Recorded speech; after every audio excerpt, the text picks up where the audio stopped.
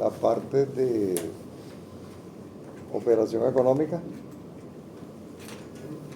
y vamos a ver hoy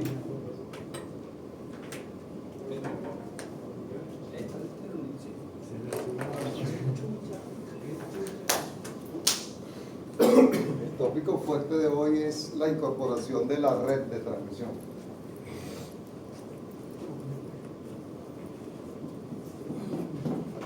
O sea, despacho económico pero con red.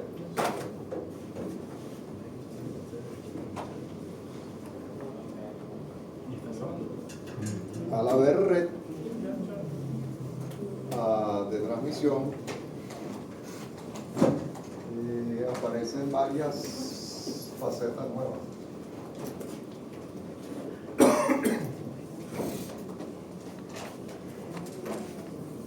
Aparecen varias facetas nuevas. Primera faceta que aparecen pérdidas en megavatios en la red. Eso hay que alimentarlo, puesto que las pérdidas de alguna manera forman parte de la demanda. Son parte de las cosas que tenemos que alimentar. O sea que ya no solo hay que alimentar la carga, sino la carga más las pérdidas. Segundo, aparece en cuello de botella.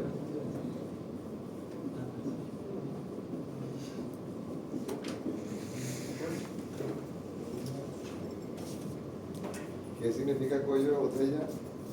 Bueno, restricciones nuevas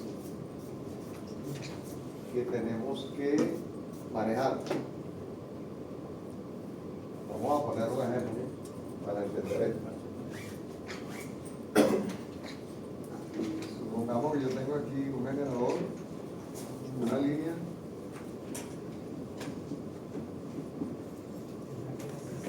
y otro generador, y aquí hay carga. Supongamos que la resistencia vale 0, que no hay pérdidas. Entonces, bueno, hacemos el despacho económico sin red, como lo sabemos hacer, y determinamos que de repente aquí la generación económica es 50 megavatios y aquí es 60 megavatios y alimentamos 110 megavatios. Asumamos que esa sea la solución económica, sin red. Pero entonces viene alguien y nos dice, espérate un momentito, esa línea no puede llevar 60 megavatios.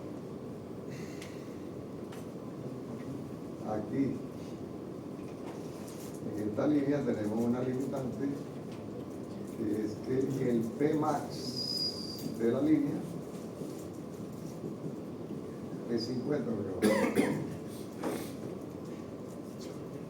Entonces yo quisiera generar ahí 60 para transmitir, pero no puedo. Eso significa que entonces aquí no puedo generar 60 sino 50. Eso significa que aquí no puedo generar 50 sino 60. En consecuencia la operación se vuelve no económica. Porque si la solución económica era la que pusimos al principio, esta será antieconómica. Pero es lo mejor que podemos hacer. Tenemos un cuello de botella de por medio y hay que respetarlo. Es decir, acuérdense que en el despacho económico nadie puede quedar ni por encima del máximo ni por debajo del mínimo. No puede haber violaciones de ningún estilo. Es decir, el despacho tiene que ser factible. Si no es factible, no lo podemos implementar. Entonces, la red de transmisión definitivamente, además de las pérdidas que puedan existir, tiene posibles graves cuello de botella. Está claro que si la línea pudiese llevar los 60 megavatios, bueno, pues no habría problema. Tercera situación que se presenta acá, cuando hay red. Por cierto, el caso con red es el caso práctico. Los generadores de Venezuela, que están regados por todo lo ancho y lo largo del país, ¿cómo se conectan entre sí? A través de la red de transmisión, ¿cierto? Entonces esto no es un cuento, es un hecho que hay que considerar la red de transmisión. Lo otro es que si hay red, las restricciones de igualdad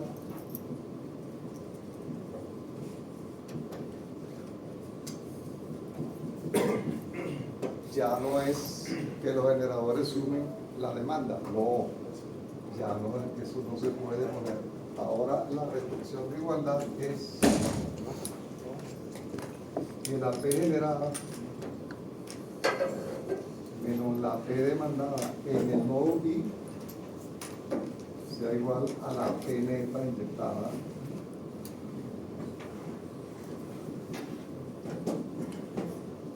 en el nodo I. P generada en el nodo I menos P demandada en el nodo I es lo que yo le inyecto a la red. El nodo I. Genero consumo en el nodo I si es que hay consumo y el resto lo inyecto a la red.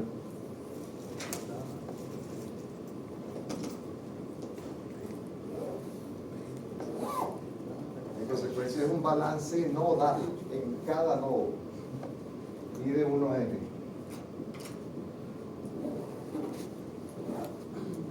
Es decir, hay que respetar esta ecuación en cada nodo, que significa respetar las restricciones de un flujo de carga, puesto que esté el balance nodal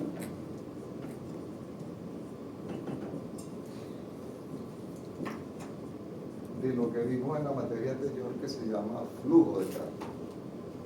El flujo de carga tiene balances nodales que debe respetar. En consecuencia, la red de transmisión implica que hay pérdidas, que pueden haber cuello de botella y que el balance no es el de la demanda con la generación, sino que es un balance nodal. Es decir, hay que incorporar las ecuaciones de flujo de carga y en consecuencia este algoritmo en la literatura se conoce como flujo de carga óptimo.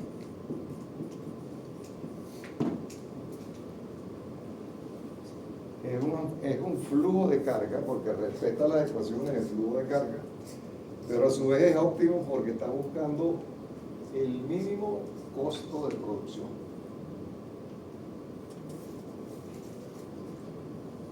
Buscamos entonces el mínimo costo de producción igual que antes, cuando no había red, pero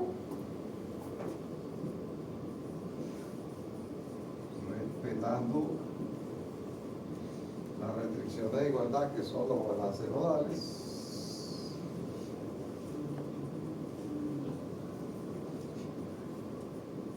Nos trasladamos a la materia anterior, flujo de carga. Y además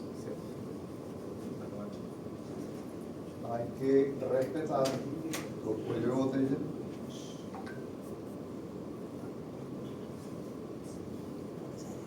que puedan existir.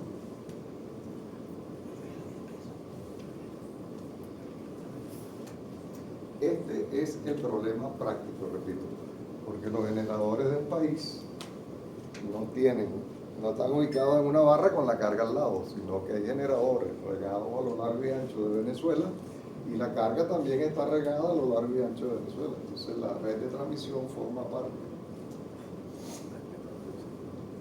del despacho económico y esto se conoce como flujo de carga óptimo.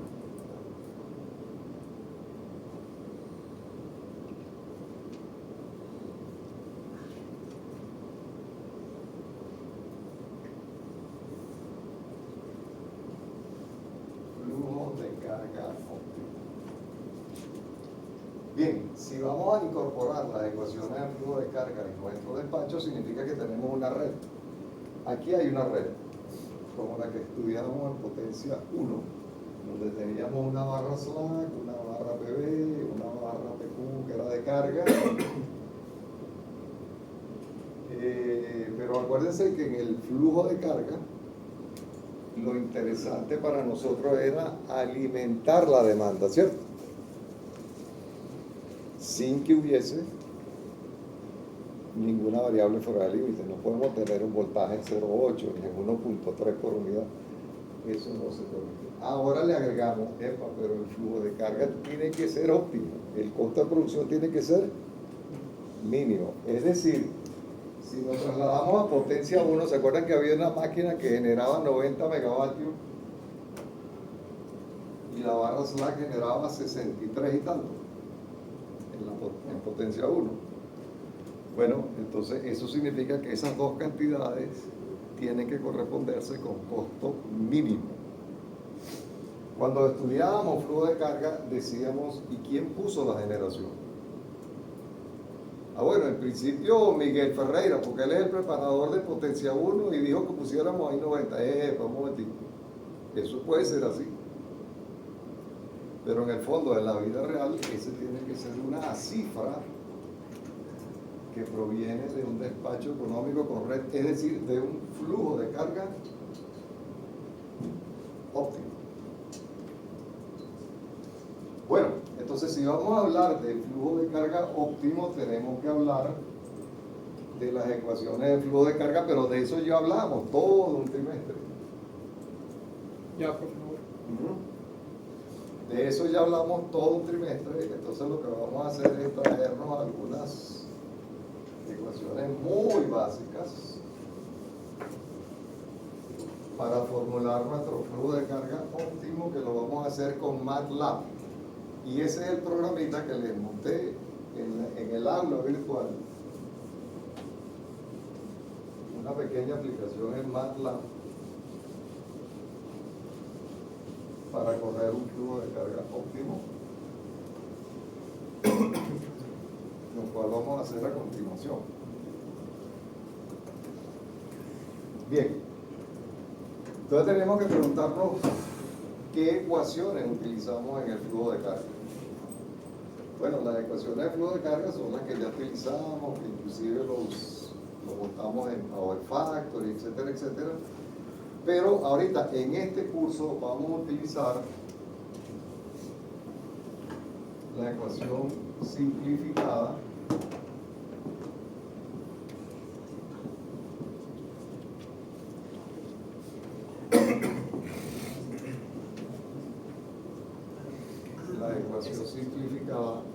de P y K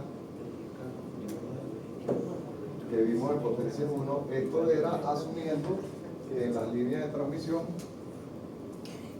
la resistencia es 0 y la capacitancia es 0. Nos queda solo la reactancia omega L, y esta ecuación ahora la vamos a simplificar más para este curso. Para este curso la vamos a simplificar más asumiendo que P sub I y B sub K, este par de módulos, se parecen a 1 por unidad. Eso es verdad.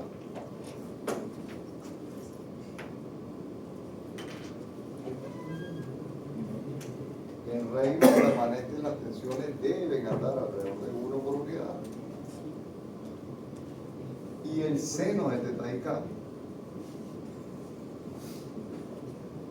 se parece muchísimo al argumento en radianes.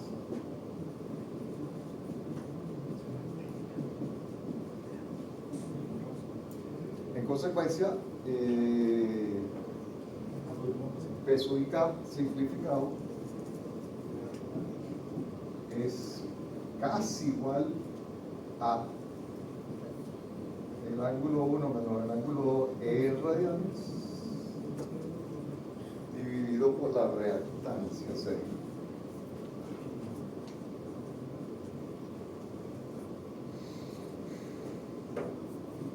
N por unidad.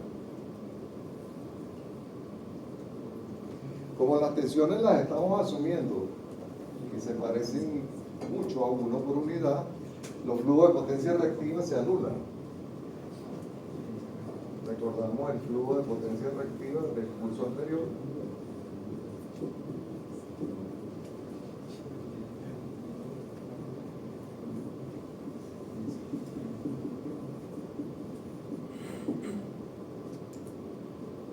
Entonces, como generalmente los ángulos restados dan cifras muy chiquitas, esto se parece mucho a B sub I menos B sub K. Y como B sub I menos B sub K se parecen a 1, esto se parece mucho a 0.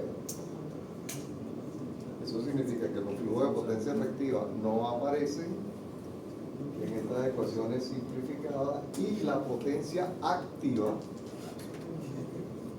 está descrita por esta ecuación que está aquí. ¿Cuál es la importancia de estas ecuaciones simplificadas? Vital, la importancia vital. Bueno, la no linealidad que había aquí de B sub I por B sub I al cuadrado, el seno, el coseno, que son funciones no lineales, desaparecen y esta ecuación que queda aquí es lineal.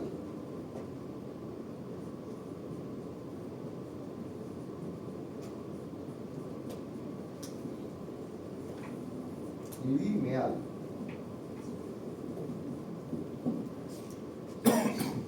Esto se utiliza mucho en análisis de sistemas de potencia de una manera aproximada y lo vimos el año pasado, lo vimos el trimestre pasado cuando veíamos el principio de Sacón.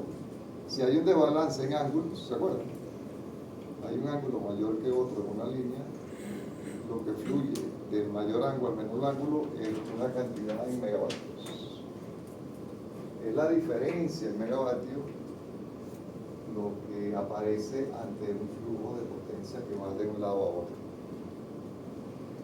Dábamos el ejemplo del agua, ¿verdad? En un techo, que para que caiga el agua tiene que haber un desnivel en altura. Entonces, para que caiga en megavatios tiene que haber un desnivel en ángulo. Bueno, el flujo de carga formulado por esta vía es un flujo de carga aproximado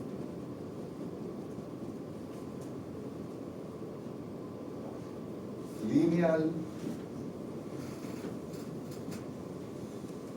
y manipula dos cantidades, megavatios radianes,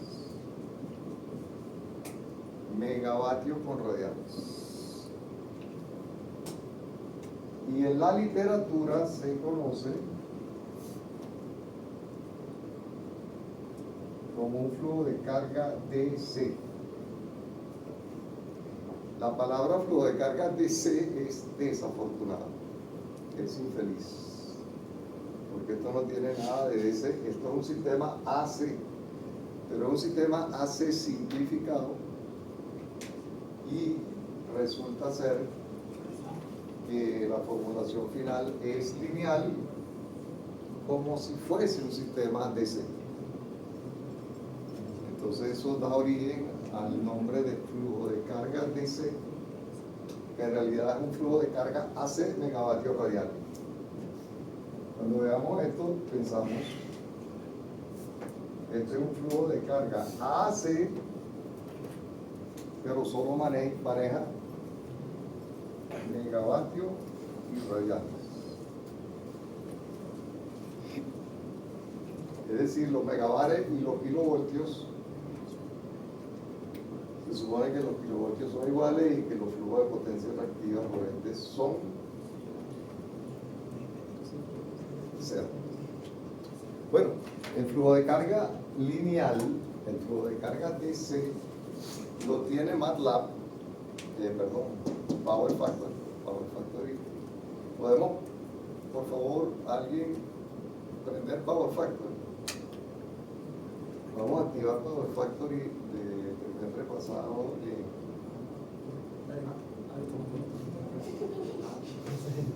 en el laptop. vamos a intentar correr un flujo de carga con la red de potencia 1, que es una red de 3 barras. Cuando corren el flujo de carga, les aparece una opción, flujo de carga simplificado. Ese es el flujo de carga megavatio radial. Pueden correr el flujo de carga C o el flujo de carga DC, el de megavatio radial.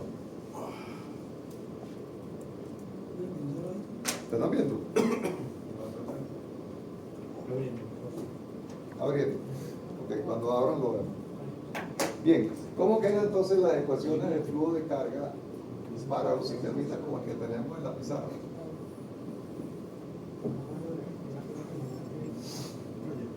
Vamos a suponer que tenemos generación, carga y una red de transmisión, y solo consideramos reactancia serie.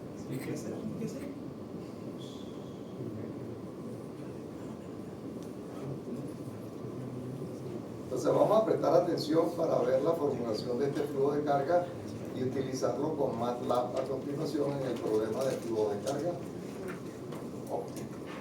¿Cuánto valdría este flujo P1,2? Bueno, de acuerdo a lo que vimos, vale θ1 menos θ2 entre X1,2. ¿Y cuánto vale P2,1?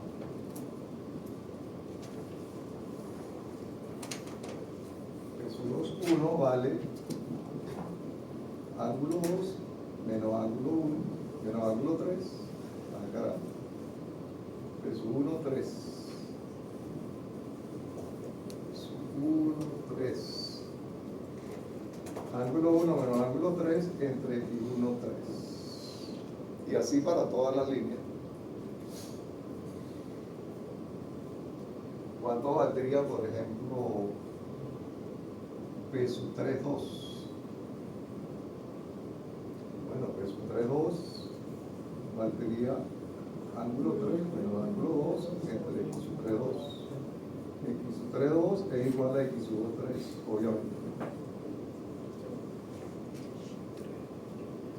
Entonces, de estas dos podemos sacar cuánto vale P neta 1. P neto 1 vale la sumatoria de esto más esto. P1, 2 más P1, 3 igual a θ1 menos θ2.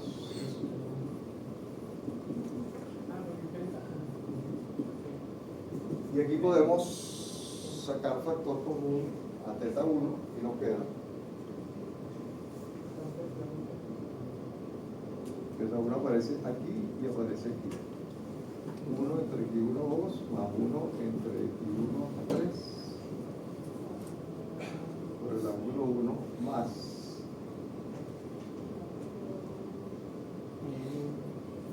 menos 1 entre X1, 2 por θ2 más menos 1 entre X1, 3 por θ3.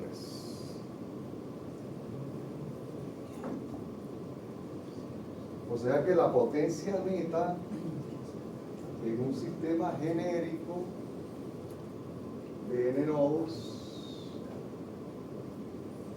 la potencia neta inyectada en el nodo I será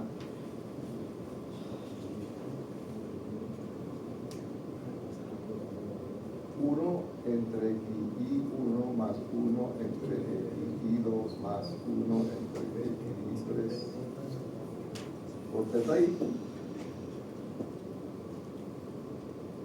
Fíjense que es 1 con 1. Ahí aparece la sumatoria. Por θI más la sumatoria con el ángulo K, pero K diferente ahí, de 1 entre X sub y K, con signos menos. Esa es la expresión de la potencia neta genérica para cualquier nodo. Y vamos a formular entonces aquí P neta 1, P neta 2, P neta 3.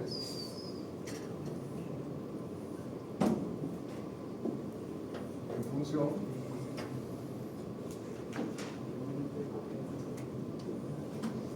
del ángulo 1, el ángulo 2 y el ángulo 3. Matricialmente hablando, P neta 1, P neta 2, P neta 3 va a ser una matriz 3 por 3. Las diagonales son 1 con 1. Bueno, 1 está pegado, y en el nodo 1, ¿qué vecino tiene? El 2 y el 3, ¿verdad? Entonces aquí queda 1 entre X1, 2 más 1 entre X1, 3. El nodo 2, ¿qué vecino tiene? El nodo 2, parado en el nodo 2, veo como vecino el 1 y el 3. Entonces 1 entre X1, 1 más 1 entre X1, 3. El nodo 3, ¿qué vecinos tiene? Tiene al nodo 1 y al nodo 2. 1 X sub 3, 1 más 1 entre X sub 3, 2. Y el nodo 1 se liga, el nodo 1 se liga al nodo 2 a través de la línea 1, 2. Entonces aquí aparece menos 1 entre X1, 2. Y se liga el nodo 3 con X1, 3. Entonces aquí aparece menos 1 entre X1, 3. Ese es este signo menos que está aquí. Que es este signo menos que está aquí.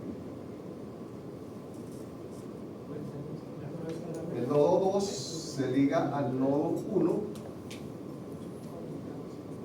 a través de X2, 1 le cambiamos el signo por aquella ecuación, menos 1 entre X3, y el nodo 3 se liga al 1 y se liga al 2.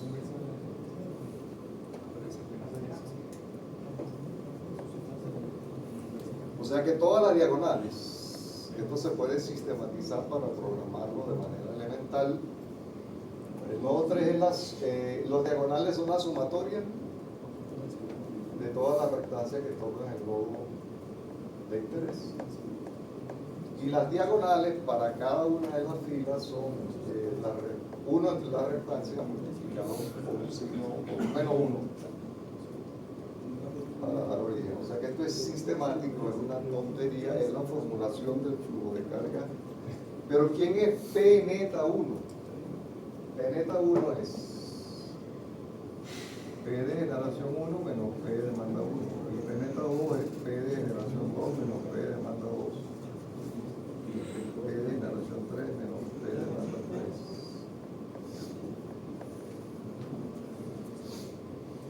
Entonces esas son las ecuaciones de ese flujo de carga. P1 en teoría sería un dato, las demandas son siempre datos, eso lo sabemos, igual que la red. Entonces las potencias generadas serían datos, ¿verdad?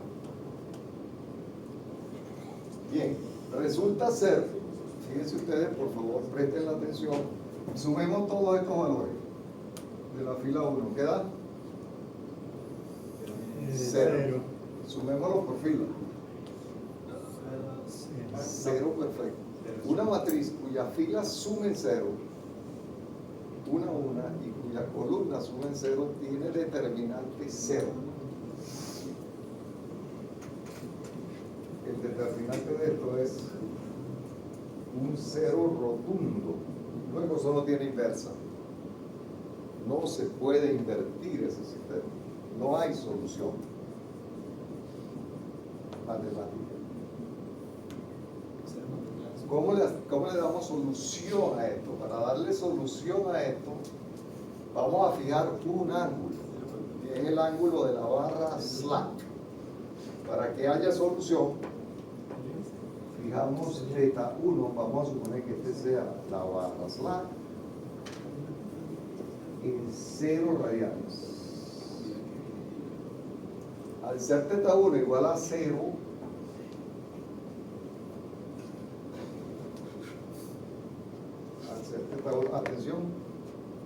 Por cierto que esta materia no tiene que ver con esto, esta es la materia anterior. Si fijamos esto en cero, porque necesitamos una referencia angular para nuestro sistema, la barra slack. Entonces fíjense ustedes que esta multiplicación ra va a dar esto por esto, esto por esto. Esto significa que toda esta columna se utiliza por ese cero. Entonces esta columna la podemos eliminar.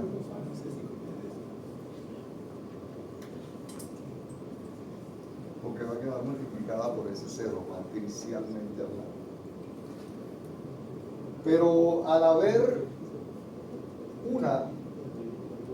un dato, significa que no necesitamos calcular la ecuación del nodo 1 y en consecuencia la ecuación del nodo 1 se vuelve superflua. Quedarían entonces ahora dos datos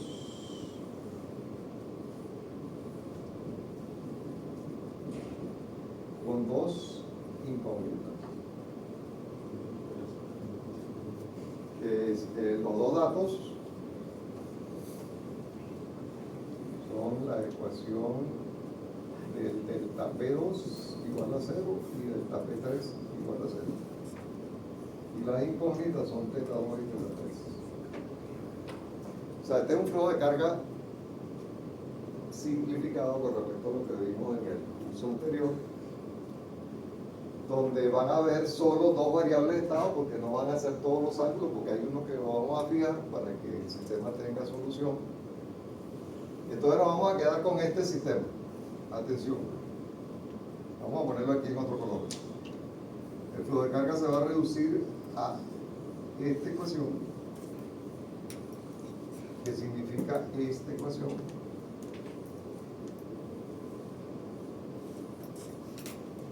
y las incógnitas se reducen al ángulo 2 y al ángulo 3, y la matriz que las liga, que es esta que tengo, es la matriz original,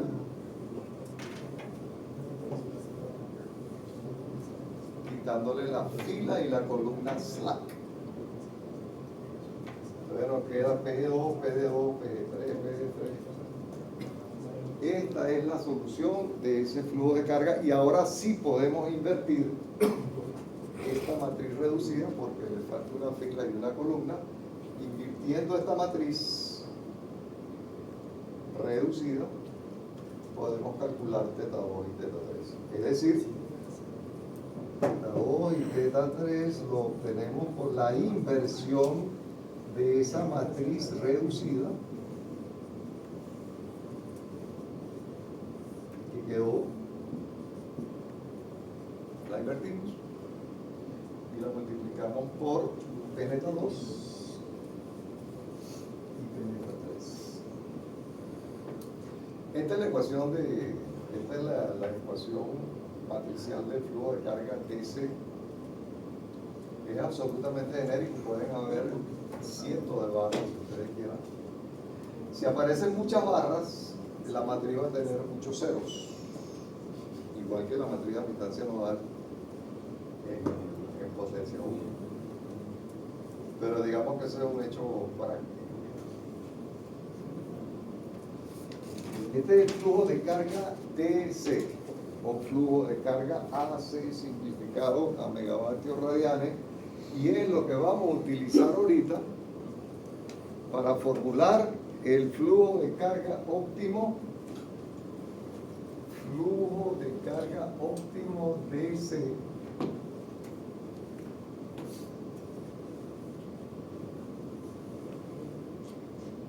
Entiéndase, si es DC, es lineal.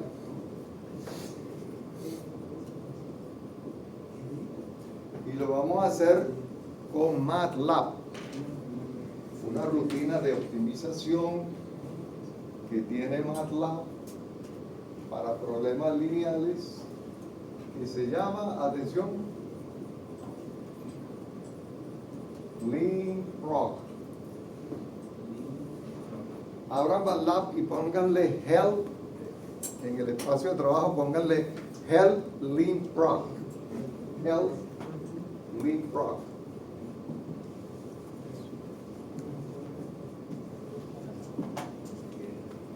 Entonces te aparece todo que es Lean Proc, es una rutina de optimización de sistemas lineales. Y nos preguntamos ahora qué es un sistema lineal. Un sistema lineal, acuérdense que cuáles son las partes que tiene un problema de optimización, tiene función objetivo, ¿cierto? Tiene que ser lineal. Restricciones de igualdad tienen que ser lineales. Restricciones de desigualdad tienen que ser lineales. Y si todo es lineal, el problema es lineal. Anoten eso, por favor. Si hay una sola ecuación no lineal, el problema es no lineal.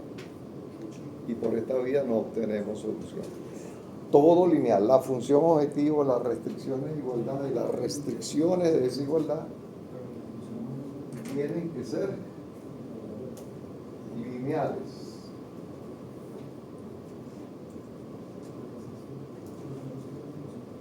Otra vez. Vamos a ayúdame aquí para poner acá el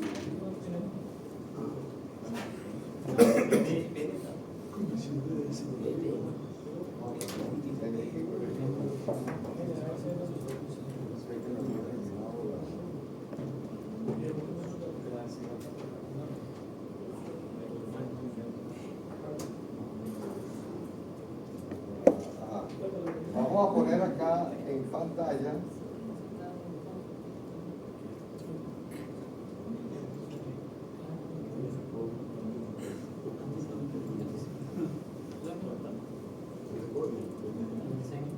necesitamos el programa.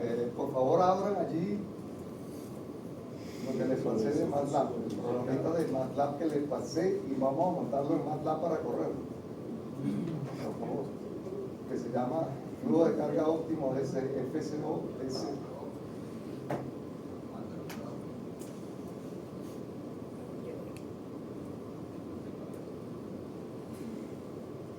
FCO-S. Vamos a correrlo.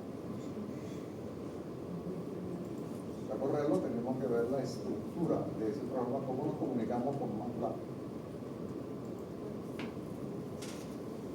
Ustedes tienen ahí el programita. ¿Dónde está eso?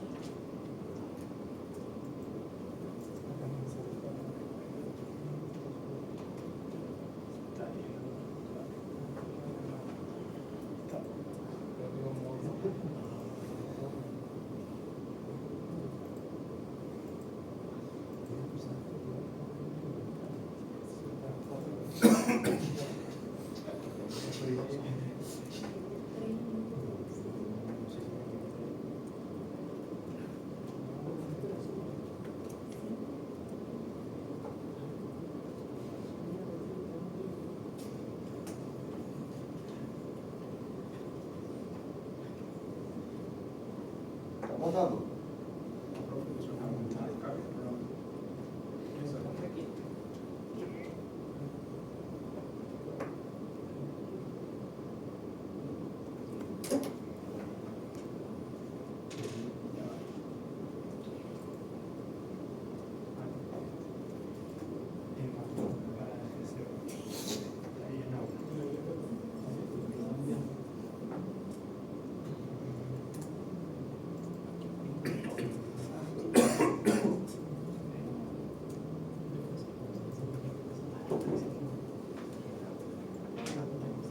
Ese programita de MATLAB que ustedes tienen ahí.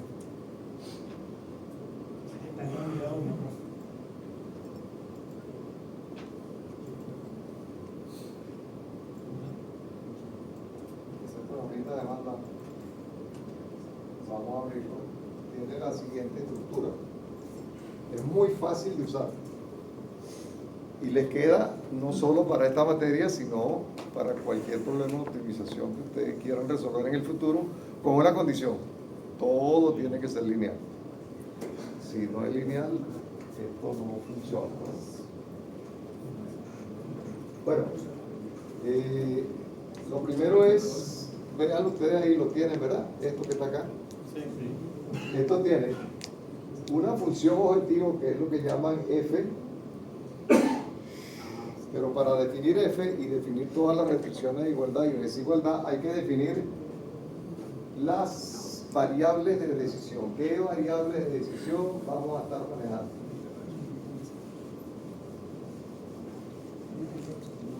La variable de decisión, las incógnitas, la variable de decisión que estamos manejando, en este caso, lo tienen acá en la línea, no sé qué línea es esta, donde antes de que aparezca f, dice x. Tita 2, tita 3, P1, P2. Esas son las variables. Las variables de decisión en este problema son tita 2, tita 3, P1, P2. ¿Cuál es el ángulo de la barra 2? ¿Cuál es el ángulo de la barra 3 en radianes? ¿Cuál es la generación de la planta 1 y cuál es la generación de la planta 2? Esas son las variables de decisión. Yo las desconozco. Y las voy a resolver con LeanProc de MATLAB.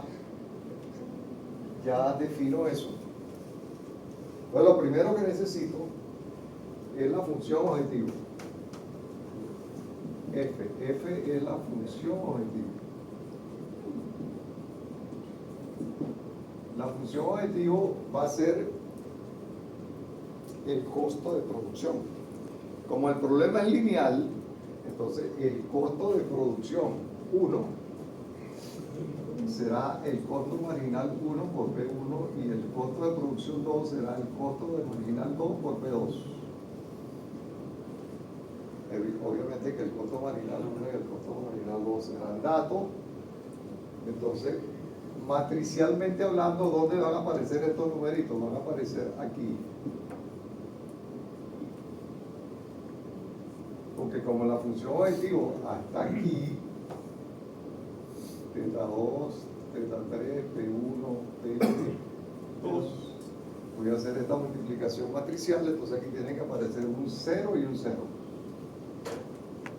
Porque será 0 teta 2, 0 teta 3, costo marginal 1 por P1, costo marginal 2 por P2. Ese es el costo de producción. ¿Me están siguiendo? Es una multiplicación matricial. La definición de las variables de decisión está en la mente de uno.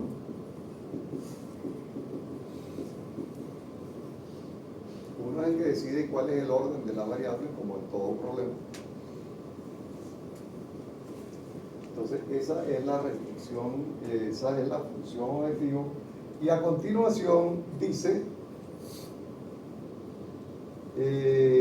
aparece una A y aparece una B. Esa A y esa B es el producto matricial A por B, A por X igual B. Una matriz por un vector da otro vector.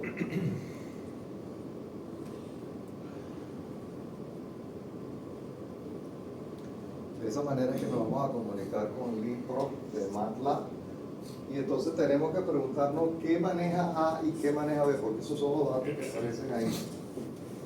Esto que está aquí es para restricciones de desigualdad. Está en el help.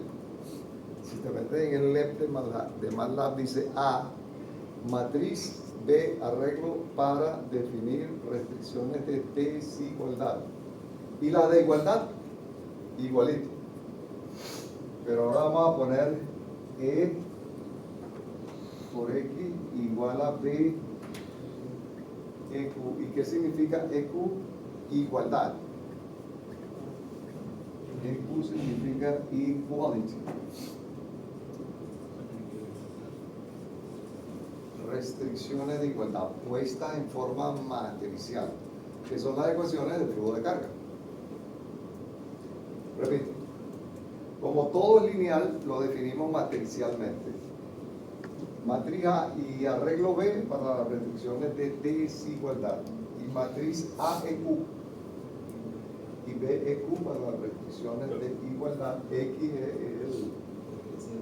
son las variables de restricción. Entonces tenemos que indicarle quién es la matriz A, quién es el arreglo B, quién es la matriz A de igualdad y quién es el arreglo B de igualdad. Vamos a comenzar con A, que es muy fácil de ver. A de desigualdad. ¿Y cuáles son las restricciones de desigualdad que nos están definiendo en este problema de flujo de carga para la red?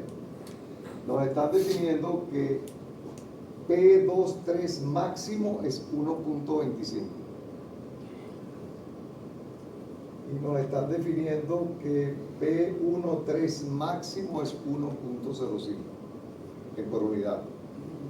En megavatios sería 1.25, sería 125 megavatios, y 1.05, 105 megavatios. Es decir, vamos a anotarlas aquí, vamos a hacer una vez para que les quede, y las demás las hacen ustedes.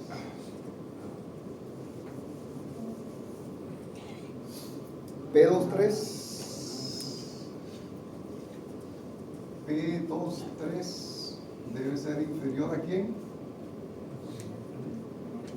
A P23 máximo, ¿qué vale? P23 máximo 1.25, 125 megavatios. Y P13 menor o igual a P13 máximo igual 1.05, 105 megavatios total por unidad. Vamos a expresar esto matricialmente, atención, matricialmente en función de la variable de decisión. ¿Quién es P23? Bueno, es teta 2 menos teta 3 entre Q3. ¿Y quién es P13? Es teta 1 menos teta 3 entre Q13. Entonces nos están diciendo que P23 en función de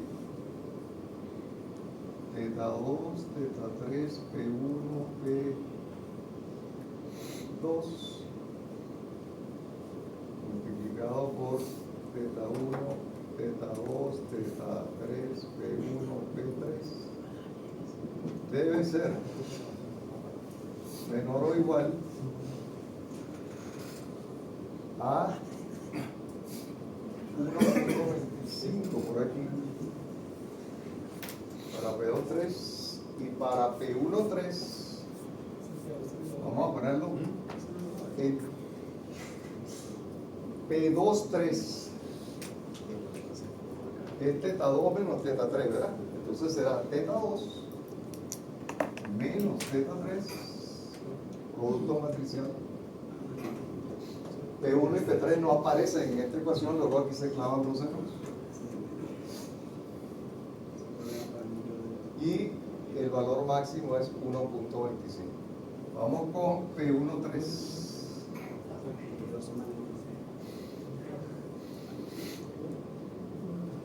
Vamos con P13. Entonces será ángulo 1 menos ángulo 3. Ángulo 1 menos ángulo 3.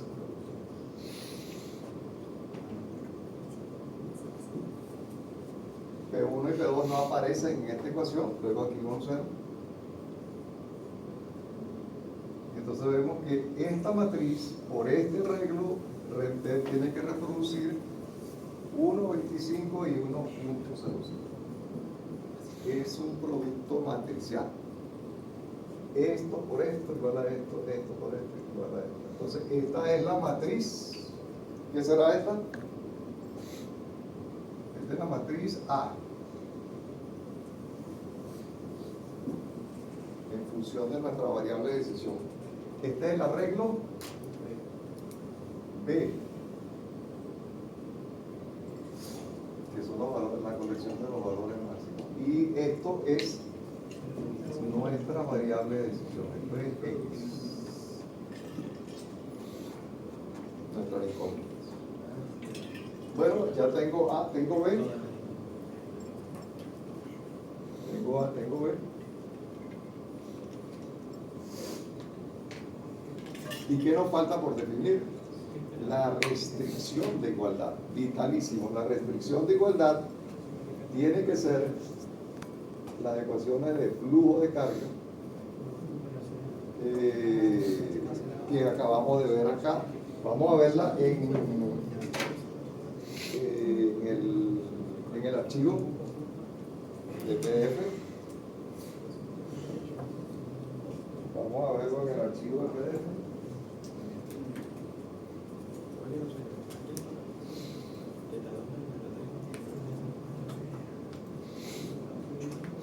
El archivo en el PDF.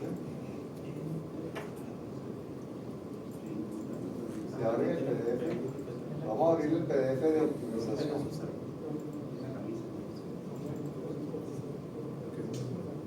Abrimos el PDF de optimización, que es el que tenemos aquí. Y vamos a la página donde está ese problema. Es la página.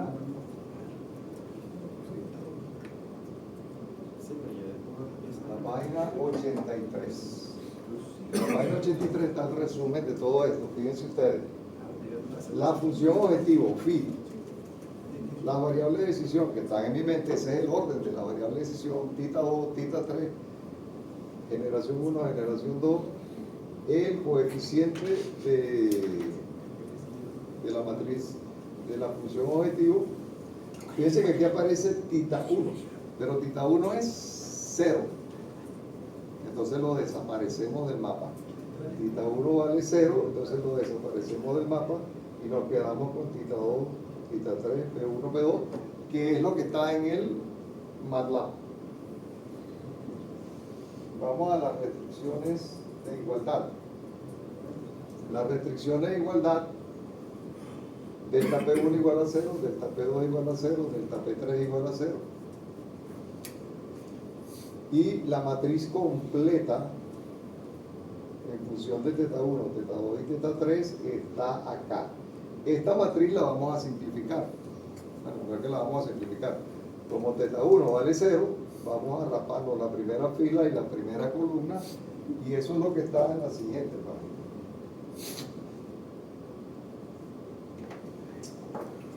Eso es lo que está en la siguiente página.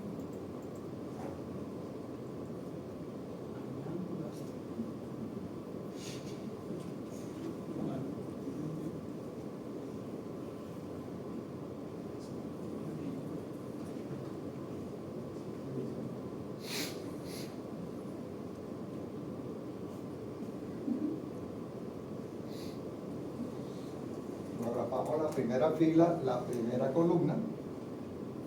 Eso es lo que está metido en MATLAB. Sería esta matriz reducida sin tita 1, porque tita 1 vale 0, y nos quedamos con las incógnitas teta 2, teta 3. Y como P1 y P2 no aparecen aquí, entonces aparecen estos ceros que están acá. Y aquí lo que tenemos, atención, eso sí hay que aclararlo. Esa estructura que está ahí es la siguiente.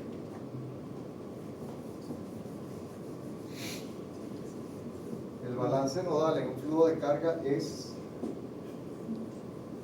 P generada menos P demanda en el nodo I igual a P neto. Esto es el producto matricial.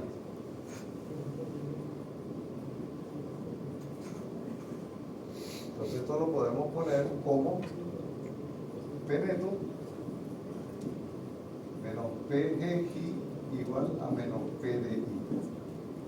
Y así es que aparece en la ecuación que tenemos ahí en los apuntes y en el programita de MATLAB, donde esto que está aquí es B de igualdad. Tienen que ser datos. B es un dato. P neto son las ecuaciones en función de teta 1, teta 2 y teta 3. Entiéndase teta 2 y teta 3. Y P1 y P2 son las incógnitas de la cantidad a generar, y eso es lo que aparece aquí. Fíjense ustedes, olvidándonos de la primera fila y la primera columna, este 1 que está aquí es el de P1, menos 1, y este es el de menos P1 y este es el de menos P2. Igual a P demanda 1, P demanda 2, pero la P demanda es 0, excepto menos 3 en este problema. Consecuencia, aquí aparece P de 2. Eso es lo que tenemos. Revisen ustedes, por favor, para que comparen esto con lo que está en MATLAB. Tienen que hacerlo ustedes desde ahí, para que se compensen. Tenemos P de igualdad a 0, 0, menos 2. P de igualdad. 0, 0, menos 2. Son las tres demandas. Demanda 0 en el nodo 1, demanda 0 en el nodo 2, solo tenemos demanda en el nodo 3. Y la matriz A de igualdad, AEQ, A de igualdad, va a ser igual a esta matriz que está aquí, sin la cuarta columna, porque esta cuarta columna se corresponde con delta 1 igual a 0. En consecuencia, esa es B de igualdad. Tenemos la A y la B de igualdad y de desigualdad. ¿Qué nos falta por definir? MATLAB en esa rutina utiliza para las variables de estado, utiliza un upper bound y un lower bound. ¿Qué es esto? Estos son límites en las variables de estado. Bound. Upper bound. Eso significa límites superiores e inferiores en las variables de estado. ¿Y las variables de estado cuáles son? Tita 2, tita 3, P1 y P2. P1 y P2, correcto. P3 vale 0. P de generación 3 en este problema vale 0. Entonces, bueno, ¿cuál será el mínimo de esto? El estado mínimo no tiene valor, le ponemos en los infinitos. Y el máximo no tiene valor, entonces le ponemos el estado máximo igual a infinito.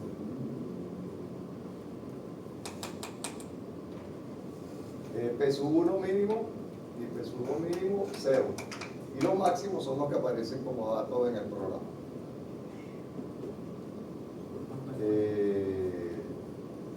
Si el mínimo no es 0, como en este problema, perdón, aparece P1 mínimo y P1 máximo. En consecuencia, esa es la formulación de ese flujo de carga óptimo. Lo que tenemos que definir es variable de decisión, función objetivo, F, A de igualdad, B de igualdad y la de desigualdad, A y B. Y eso viene con la lógica del problema y la formulación del flujo de carga. ¿Puedes repetir eso un segundo, profe? Sí. La función. ¿Qué es lo que tenemos que definir? Las variables de decisión, que eso es un problema nuestro, que está en nuestra mente, cuál es el orden, quiénes son. Y a partir de ahí las matrices de coeficientes. La F, la A de igualdad y la B de igualdad. Y las restricciones de desigualdad A y B. Aquí pueden haber todas las que queramos. Y aquí son las de flujo de carga. En consecuencia, eso nos define, hay los lower bound y upper bound, que son los límites máximos y mínimos de la variable de estado, obviamente, que están acá. Como son los ángulos, le ponemos menos infinito para P1 y P2, los mínimos que nos hayan establecido. Y para los máximos, como los ángulos no están limitados, le ponemos infinito. Acuérdense que θ1 no aparece. Y para los máximos, lo que nos hayan dado como máximo de P1 y P2, en este caso en por unidad. ¿Cuál es la llamada de la rutina de optimización? La llamada de la rutina de optimización es esta que está aquí. Vamos a identificar qué es eso. Primero la función linPro, que es una función de MATLAB. Estoy llamando a linPro con estos argumentos de entrada. Estas son las entradas en ese orden específico, de acuerdo al help de MATLAB, a la ayuda. Fíjense que las entradas son F, A y B, que son las desigualdades. Después vienen las matrices A de Q y B de Q, que son las igualdades. Y por último, el lower bound y el upper bound, o sea, los límites máximo y mínimo, pero en las variables de estado. O sea que las variables de estado no se meten en A y B, sino que se meten en L, B y V. Ese es el llamado con esas entradas, y las salidas son las que están allí. Importante. La más importante de todas tal vez, exit flag. ¿Qué significa eso? Esa es una bandera de convergencia. ¿Consigue solución? Si consigue solución, va a decir que exit flag es igual a 1. Que la bandera de salida de convergencia es igual a 1. Si esto no es 1, significa que no está convergiendo, que no está consiguiendo una solución. Eso sería más bien raro. Eso es importantísimo. Fval, función, y el val es de evaluación, de evaluar.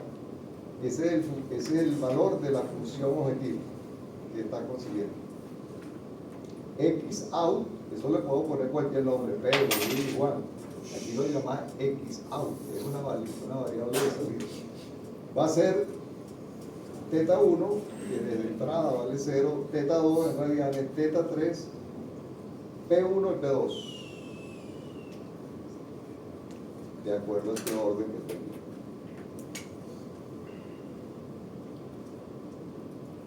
Output es unos resultados que tienen que ver con el algoritmo que utilizó de optimización, cuántas iteraciones hizo para llegar allí.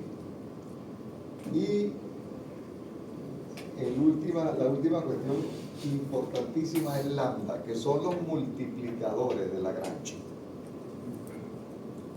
Lambda son los multiplicadores de Lagrange,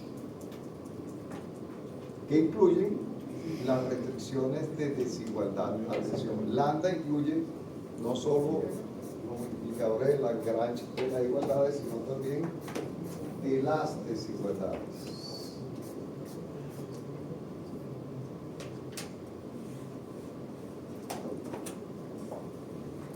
¿Cómo obtengo de MATLAB? ¿Cómo obtengo de MATLAB?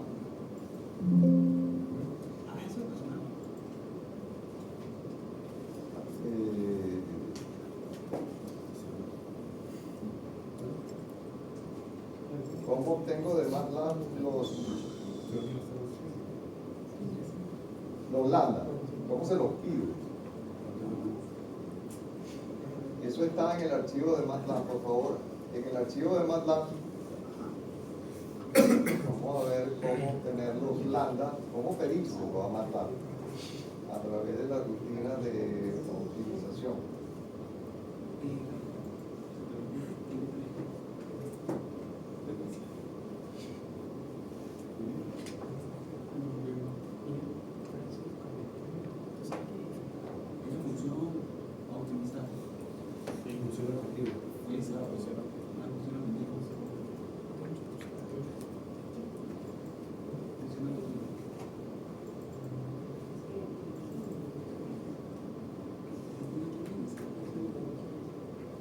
Ese programa está súper detallado para que ustedes lo sigan utilizando.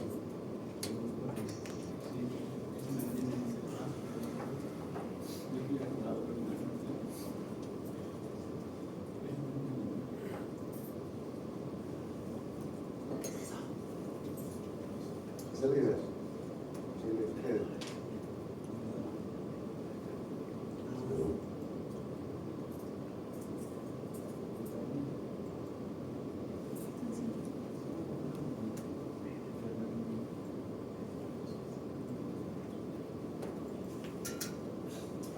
Aquí está el programita. Y aquí está la manera como le pido los lambda. Tengo que invocarlo de la siguiente manera. Es una función de MATLAB, no la puedo violar. Lambda de igualdad. Lambda de desigualdad. Inequalities. INEQ, inequalities. Después le puedo pedir el lambda upper. La parte de los máximos de la variable de decisión. El lower. El exit flag. Para saber si converge o no converge. Bueno, vamos a correr el programa, que es lo importante. Vamos a correr el programa y vamos a fijar aquí, por favor, si no lo tienen así, donde dice P23, P23. Era P23 y P13. Correcto. Vamos a fijar P13 en 1.05, como está acá. Y vamos a correr el programa. Le dan a correr el programa, por favor. Pero fíjense que tenga aquí en la línea de P13 1.05.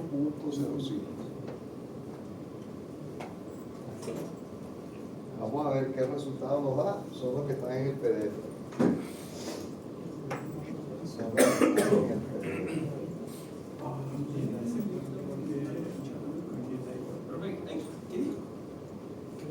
Son estos que están aquí. Debe darle Fval, la función objetivo, debe darle $2.85 por hora. Exit flag le debe igual a 1 y xout, que es la variable de decisión salida, teta 2, teta 3, P1 y P2, teta 1 vale, la primera es teta 1. Debe darle estos valores. ¿Lo están obteniendo? Sí. Ok. Vamos a ver los lambda. Vamos a ver los lambda. Vamos a ver los lambda. 1, 2, 3. 1, 2, 3. ¿Qué son los lambda?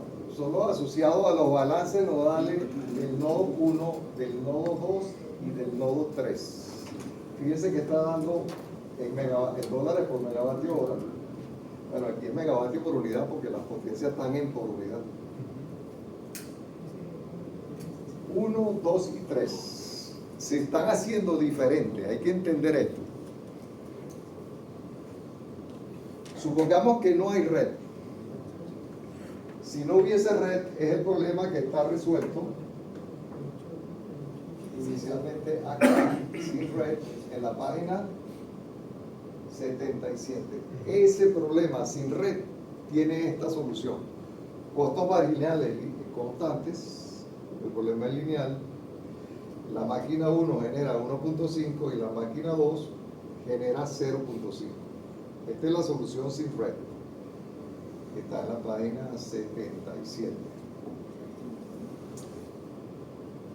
Esa solución sin red, lamentablemente no la podemos utilizar con red por los cuellos de botella, porque se presentan cuellos de botella.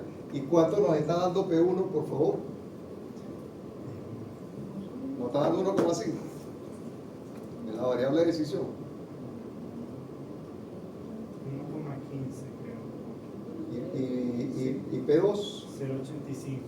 0.85, o sea, no está dando la solución sin red, ¿verdad? ¿Cierto? Eso es por los cuellos de botella en la red de transmisión. Y atención, en la red, en el caso sin red, el que suministra el siguiente megavatio es la máquina que lo puede hacer, porque ya la máquina 1 quedó en máximo, ¿verdad? No lo podemos violar. Entonces el siguiente megavatio, eso define el costo marginal, lo hace la máquina 2 y todos los lambdas son iguales. y los lambda van a ser iguales a 2, porque es la máquina que suministra el siguiente megavatio. Aquí, al correr la red, nos dan 1, 2 y 3 los precios marginales, los precios de la energía. Eso significa que se desfasan, se hacen desiguales los costos marginales, se hacen desiguales los precios de la energía por los cuellos de botella, y con respecto a eso nosotros no podemos hacer nada, porque la solución para eliminar los cuellos de botella es invertir, ¿cierto?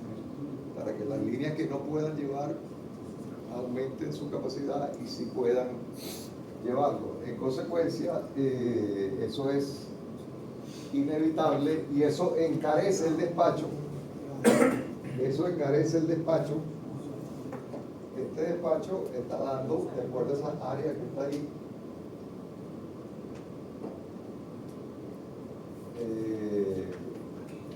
ese despacho está dando 0,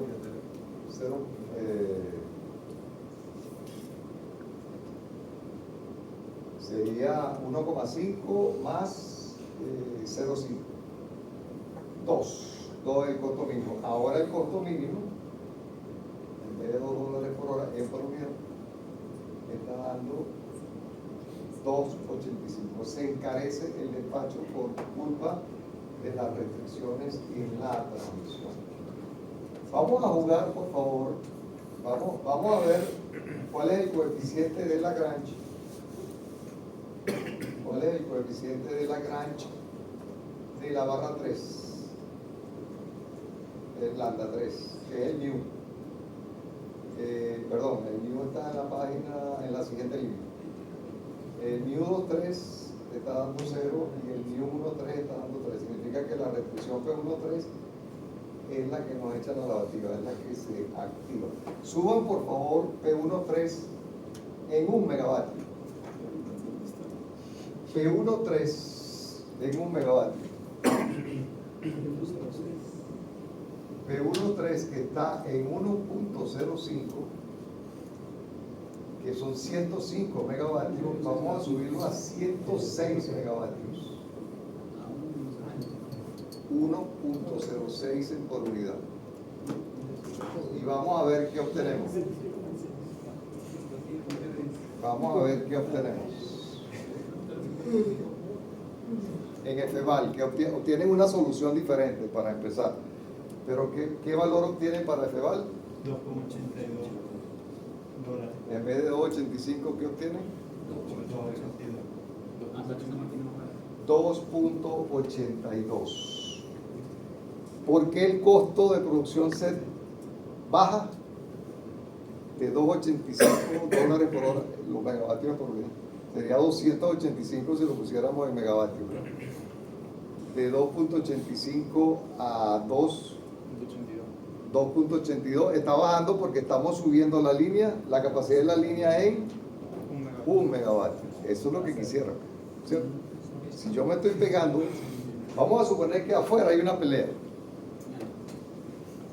y yo curioso quiero ver qué está pasando, me pego aquí para ver para afuera, ¿verdad? Cuando hay una restricción, yo quisiera salir al pasillo para separar los tipos, pero no puedo, entonces me pego de la pared para ver lo más que puedo, ¿verdad? Cada vez que hay una restricción, tú te pegas a la restricción, ¿cierto? A donde te lo permite, porque tú quieres ir más allá, pero no te lo permite. En consecuencia, te pegas a la restricción. Como nos ha permitido relajar la restricción en 1 megavatio, entonces el costo de producción baja. ¿Baja a cuánto? Atención a esta cifra, por favor, para que la noten. Es importantísimo.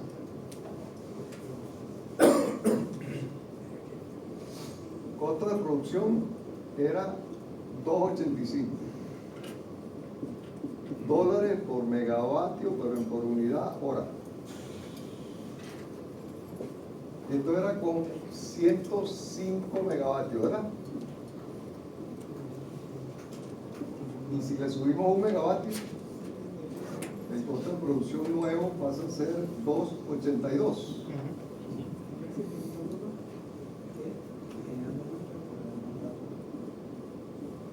Con 106 megavatios. Dividamos esto 0,03. ¿Y cuánto subimos? 1 megavatio, ¿cierto? Por unidad, 1 entre 100, asumiendo que 100 sea la base, que es lo típico. 1,01. Esto da 3.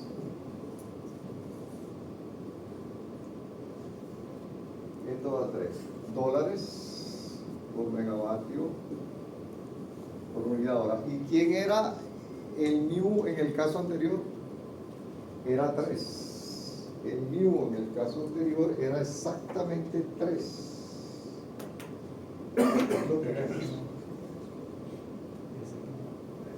El mu 1,3 era 3. Entonces, esta relación es importantísima en los problemas de optimización por lo siguiente. Vamos a verlo a título ahora genérico. Fíjense ustedes, el lagrangiano, el chorizo de restricciones de igualdad y desigualdad sumado con la función objetiva. ¿Okay? Supongamos por un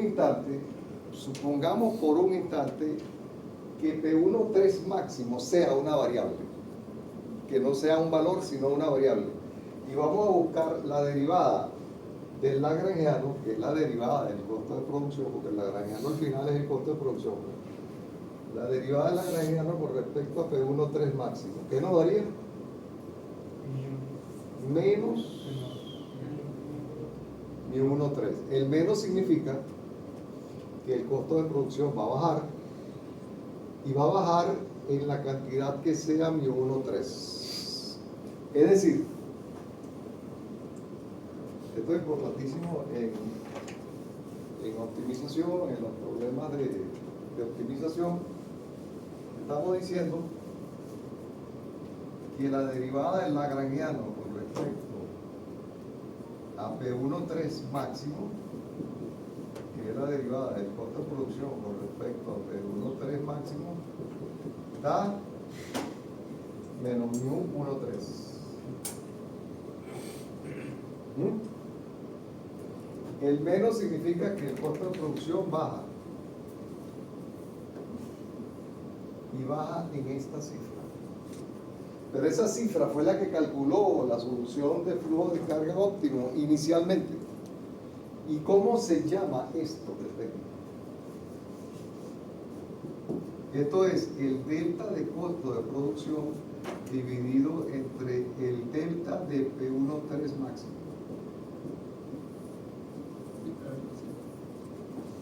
Eso se llama costo marginal de largo plazo, no de corto plazo, sino de largo plazo. ¿Por qué? Porque ¿qué implica subirle 1 megavatio a una línea? Subirle 1 megavatio a una línea conceptualmente implica que amplías la capacidad de la línea, ¿cierto? Pero para ampliar la capacidad de la línea es como construir una línea nueva. Y construir una línea nueva toma tiempo y toma dinero. Entonces eso es una cuestión de futuro, ¿cierto? Es como si tú le dices a tu papá: mira papá, vamos a construir un anexo arriba porque me quiero mudar. Y te va a decir: sí, cómo no, pero ¿y la plata? Espérate un momentico, voy a buscar la plata. Dentro de tanto tiempo tú tendrás tu anexo arriba, pero tengo que buscar la plata, construir. Eso toma tiempo. Entonces cada vez que tú hablas de subir capacidad, estás hablando de costo marginal, pero de largo plazo.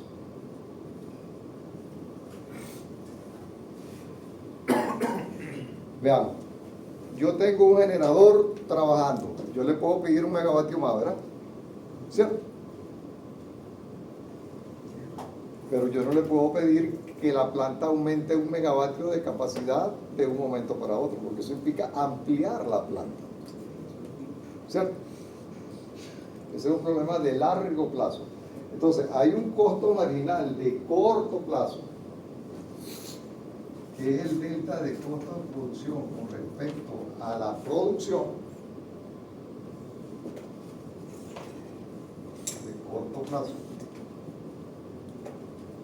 Eso es cuánto me cuesta generar el siguiente megavatio. Si yo te pongo esto, Mira, ¿cuánto me cuesta generar el siguiente megavatio? Usted va a decir, no, no se puede generar porque la planta está al tope, ¿me está siguiendo? En consecuencia, para hacer eso tengo que construir una ampliación, eso toma tiempo, es el costo marginal de largo plazo. Pero lo importante de esto, que quiero que anoten, por favor, para que se lo lleven, es que te está diciendo cuánto te ahorras. Porque te está diciendo que te ahorras $3 por megavatio hora. Es decir, vamos a interpretar esto para que vean la belleza de esto. Eso significa que si yo quiero construir 1 megavatio más para mi línea, subirle la capacidad a mi línea en 1 megavatio, eso me está costando $3 por cada megavatio hora, ¿cierto? Eso significa que si viene un individuo y te dice, mira, yo soy el que te va a construir esa línea, porque tengo plata aquí, mira, tengo plata para construir esa línea y porque quiero intervenir en este sistema, porque este sistema es bueno, y yo te voy a cobrar $5 por megavatio hora a lo largo de los siguientes 15 años. $5 por cada megavatio, por cada hora, y tú le vas a decir, ¿qué cosa?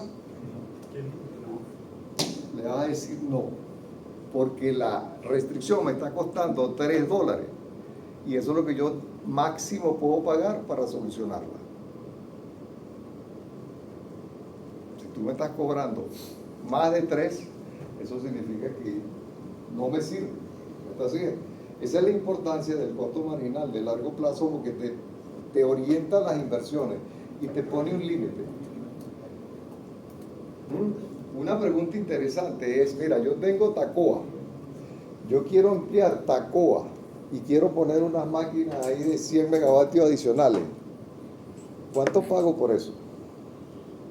Bueno, abre una licitación y vamos a ver por cuánto te construyen los megavatios adicionales, pero tú tienes aquí una referencia de cuál es el máximo que puedas pagar para que puedas en un momento dado tomar la decisión. ¿Me están siguiendo? Bien. Bueno, lo último que vamos a ver en el contexto de despacho económico es lo siguiente. ¿Qué es Lambda? Lambda, precio de la energía, estupendo, precio de la energía. Vamos a verlo aquí. Vamos a verlo aquí, en este despacho sin red, para entenderlo fácilmente. Bueno, inclusive, lo vimos antes, pero en el otro archivo. Fíjense ustedes, esta máquina quedó a fullchona, no le podemos sacar 1 megavatio más. Necesitamos la otra para que nos genere 50 megavatios. Esto está por unidad. Si quisiéramos hablar de megavatios, 50 y 150 megavatios. En consecuencia, si yo quiero aumentar la demanda en 1 megavatio, la va a alimentar la máquina 2, ¿verdad?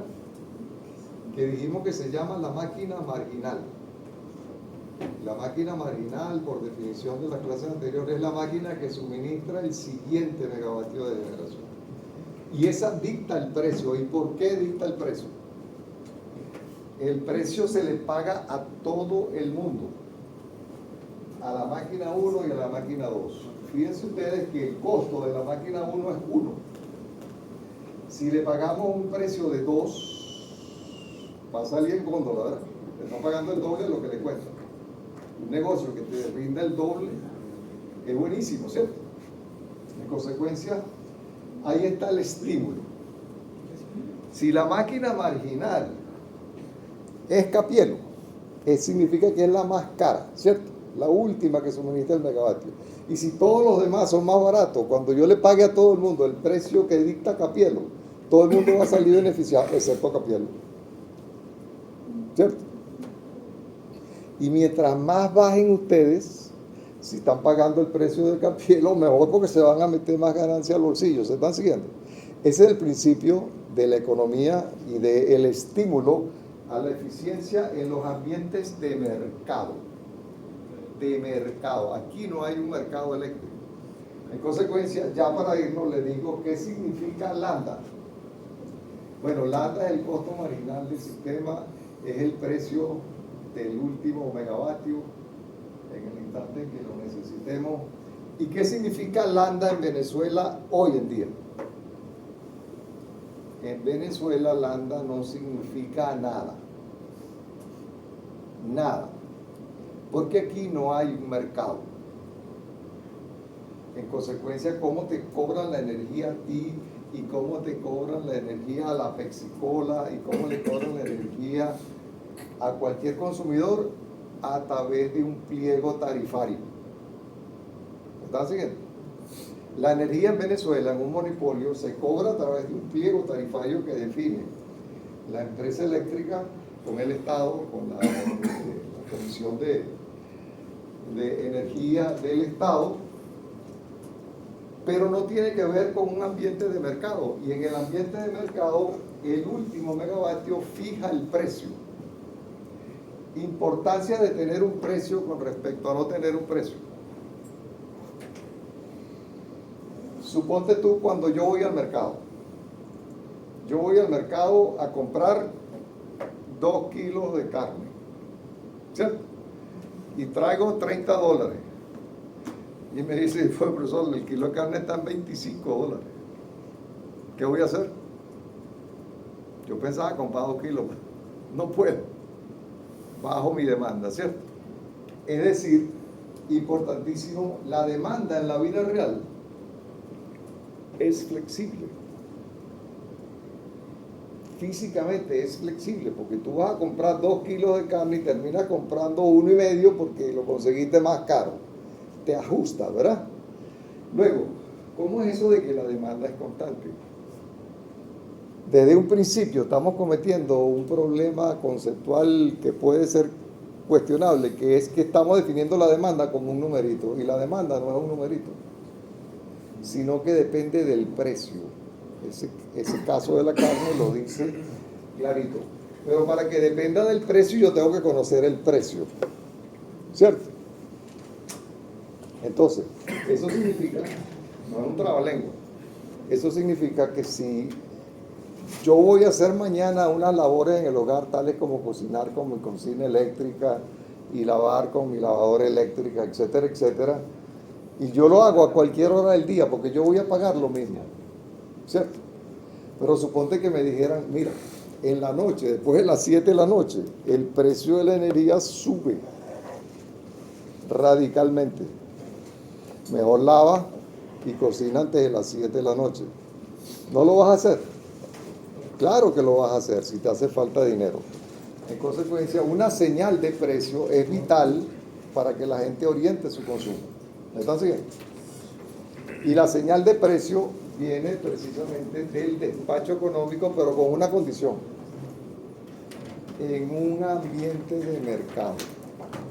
En un ambiente monopólico, la gente paga de acuerdo a una tarifa, y la tarifa la definen unos tipos por allá con otros tipos por acá.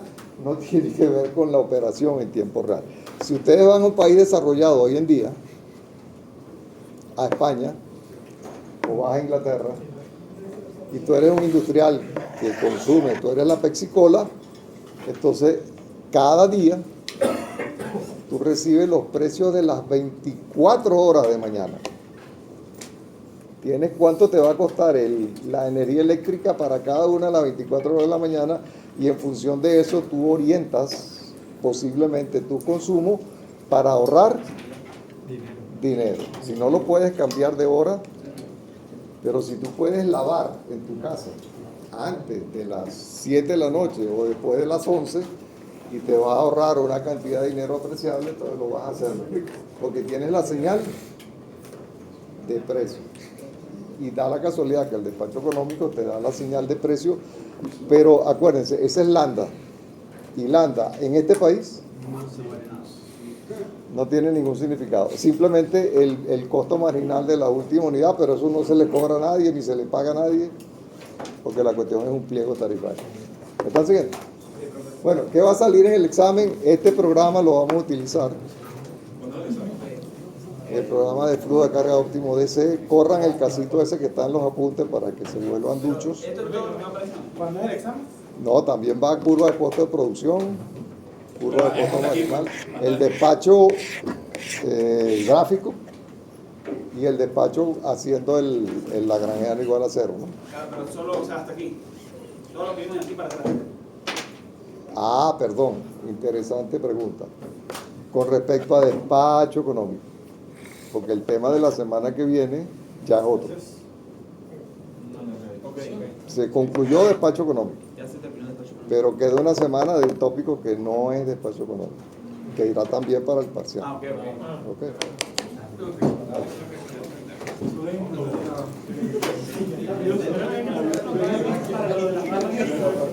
Qué curioso.